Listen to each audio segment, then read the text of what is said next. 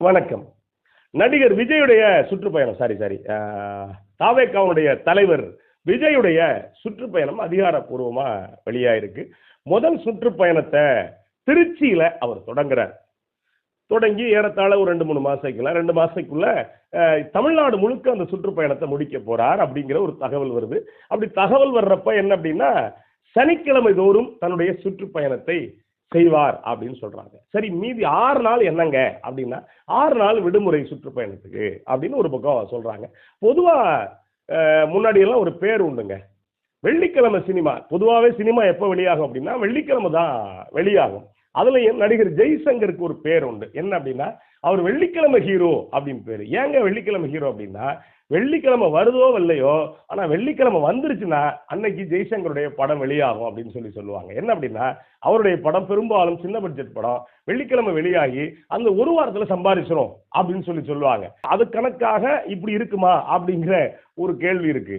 விஜயை பொறுத்த வரைக்கும் இந்த சனிக்கிழமை டூர் போக போறார். எப்படி டூர் போக போறார் அப்படின்னா, இந்த யாத்திரையிலே பல யாத்திரை இருக்குங்க. சீனாவுடைய தலைவன் மாவோ நடந்து போய்கிட்டே இருக்கிறான். போக போக போக போக எப்படி போறான், ஏன் போறாங்கிற கேள்வி மக்களுக்குள்ள பரபரப்பாகுது. இன்னைக்கு நிறைய சமூக ஊடகங்கள் இருக்கு, எவ்வளவோ இருக்கு. அந்த காலகட்டத்தில் அச்சு ஊடகங்களை படிக்கிறதுக்கே ஆள் இல்லை, ஏதாவது 1, 2 தான் வரும். அவன் போய்கிட்டே இருக்கான். போக போக மக்கள் நமக்கான தலைவன் போறான்டா, நமக்கு நல்லது செய்யக்கூடிய தலைவன் போறான்டா அப்படின்னு அப்படியே போறான் மக்கள். வயக்காட்டுல வேலை பார்த்துக்கிட்டு இருந்தான்னா மம்பட்டி வச்சிருந்தா மம்பட்டியை தோல்ல வச்சுட்டு போயிடுவான். அருவா வச்சிருந்தானா அப்படியே தோல்ல வச்சுட்டு போயிடுவான். இதுதான் நடந்துச்சு. பாத்தீங்கன்னா அவன் 10 பேர் 20 பேர் 50 பேர் 100 பேர்னு திரண்ட அந்த பேரணி இல்ல, அவருடைய நடைபயணம் போக போக போக போக லட்சக்கணக்கான மக்கள் போறான். ஏன் போறான்னு அவனுக்கு தெரியாது. ஆனா போறது சரியான பாதையில போறோம்னு அவனுக்கு தெரியும். என்ன காரணம் அப்படின்னா, மாவோ அப்படிங்கிற ஒரு தலைவன் நமக்கு நல்லது செய்யறதுக்கு நம்மளை கூட்டிட்டு போறான் அப்படின்னு. நீங்க அதுக்கு பிறகுதான் சீனாவில் விடுதலை கிடைச்சிச்சு. அதுக்கு பிறகு நீங்க இன்னைக்கு அமெரிக்கா மாதிரியான மிகப்பெரிய நாட்டை தாண்டுற அளவுக்கு பொருளாதார வளர்ச்சியில விஞ்ஞான வளர்ச்சியில சீனா எங்கேயோ போயிருக்குன்னு வச்சுக்கோங்களேன். இப்ப நான் எதுக்கு சொல்ல வர்றேன் அப்படின்னா, இது நடைபயிற்சி நடைப்பயணம். ஒரு சில தலைவர்கள் என்ன பண்ணுவாங்க அப்படின்னா, அண்ணா என்ன பண்ணுவாரா அப்படின்னா, அண்ணாவுடைய அந்த பேரணிங்கிறத விட அண்ணா பொதுக்கூட்டம், இடைவிடாத பொதுக்கூட்டம், இந்த ஊர் அடுத்த ஊர் அடுத்த ஊர் அடுத்த ஊர் அடுத்த ஊர்னா அண்ணாவுடைய பேச்சு அப்படிங்கிறது ஒரு முறை கேட்டா நீங்க ஒரு 50 புத்தகம் படிச்சதுக்கு சமம். அந்த காலகட்டத்தில் படிக்காத மக்கள் அண்ணாவுடைய பேச்சை கேட்டுட்டு ஈர்த்துட்டு அண்ணா மேல அவ்வளவு பெரிய மரியாதை. அண்ணா இத்தனைக்கு பேரழகனா இல்லைங்க. அண்ணா பயங்கரமான ஒரு 7 அடி உயரம் இருப்பாரா இல்லைங்க. அதையும் தாண்டி அண்ணா பெரிய அறிவாளி. அண்ணாவுடைய அறிவு எதுக்கு பயன்படுச்சு அப்படின்னா, எளிய மக்களை வசீகரிக்கிறதுக்கு பயன்படுச்சு.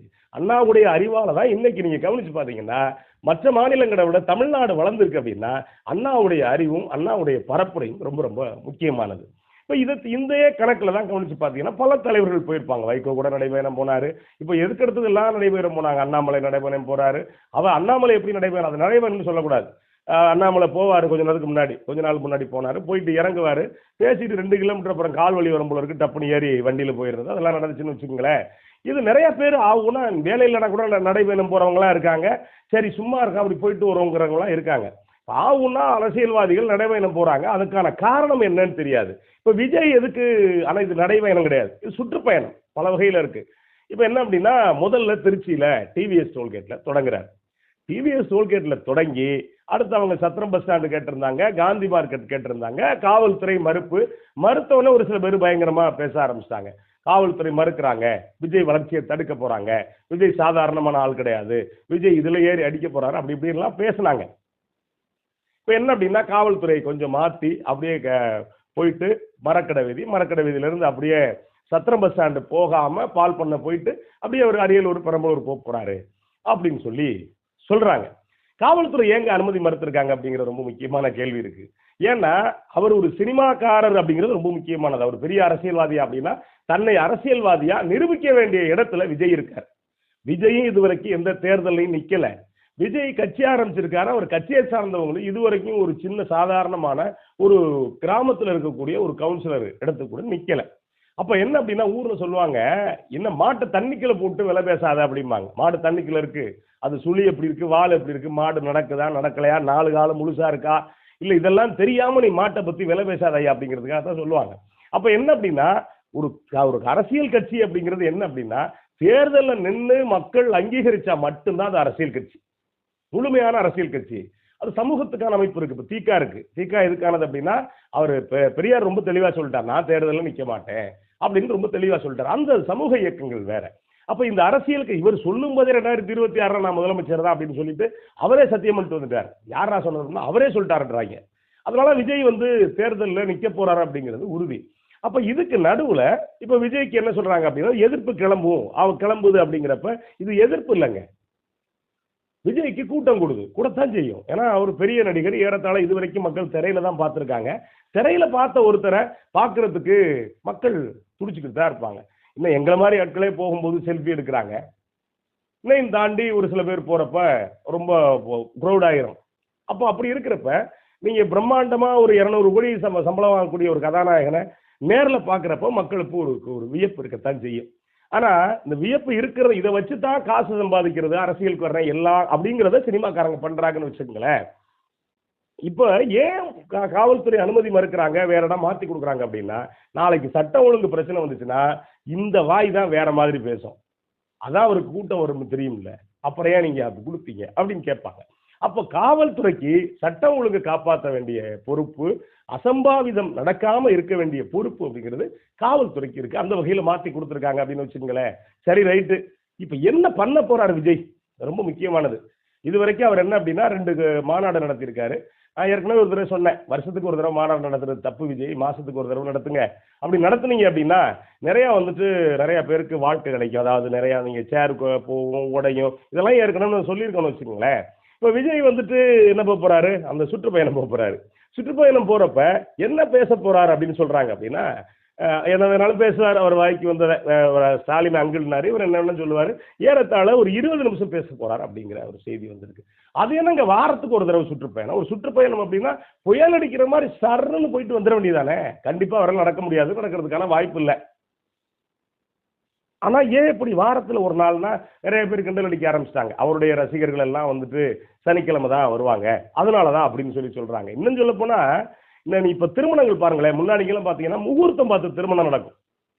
அது என்ன கிழமை எல்லாம் பிரச்சனை இல்லை, வளர்பிறை முகூர்த்தமா தேய்மறை முகூர்த்தமா அப்படின்னு சொல்லி நடக்கும்.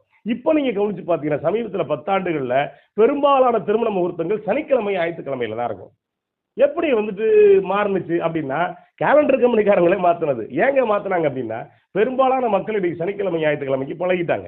ஞாயிற்றுக்கிழமை லீவு, சனிக்கிழமை போனா பெரும்பாலும் போயிடுவாங்க. ஏன் நீங்க வரலன்னு கேட்கறதுக்கான வாய்ப்பு இருக்காது. அதனால சனி ஞாயிறு அப்படிங்கிற வகையில இன்னைக்கு முகூர்த்தத்தையே மாத்திட்டாங்கன்னு வச்சுங்களேன். விஜய் கூட என்ன நினைச்சிருக்கலாம் அப்படின்னா நமக்கான ரசிகர்கள்லாம் அங்கதான் இருக்காங்க அப்படின்னு நினைச்சிருக்கலாம் அப்படின்னு பல பேர் பேசுறாங்க. ஆனா நான் என்ன நினைக்கிறேன் அப்படின்னா அது உண்மை இல்லைங்க, அது கூட இருக்கலாம். இன்னொன்னு இருக்கு, என்ன அப்படின்னா விஜயால தொடர்ச்சியா நீங்க போய் பேசிட முடியாது. ஏன் பேசிட முடியாது அப்படின்னா முன்னாடி மாதிரிலாம் கிடையாது. இந்த ஊர்ல பேசினா இதே பேச்ச அடுத்த ஊர்ல பேசணும், அடுத்த ஊர்ல பேசணும்லாம் பேச முடியாது.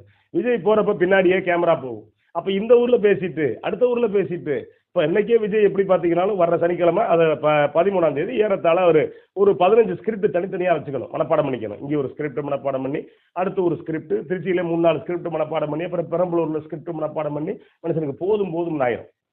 சினிமாவில் கட் ஷாட் போட்டுக்க முடியும், எடிட் பண்ணிக்க முடியும். அப்புறம் இதையும் தாண்டி ஏதாவது 1-2 லிப் மூமெண்ட் பிரச்சனை வந்துச்சு அப்படின்னா நீங்க போய் டப்பிங்ல சரி பண்ணிக்க முடியும்.